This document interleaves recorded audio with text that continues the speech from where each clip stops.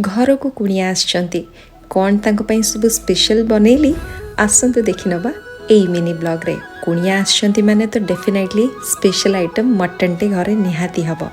ता सहित भाबिली टिकिए माछ आंब बेसर प्रस्तुत करिया पई, जोटा कि रिसेंटली मु गोटे रील रे शेयर करथिली।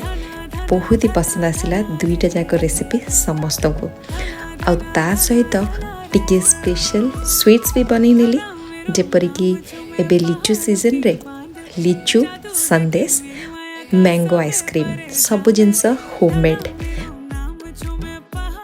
बहुत ही गरम होतला, यही सब जिनस खाइबा पई मो पिला मानक सहित समस्त को बहुत ही भल लागिथिला। और आपण मानक किपरि लागिला डेफिनेटली कमेंट रे जणाइबे।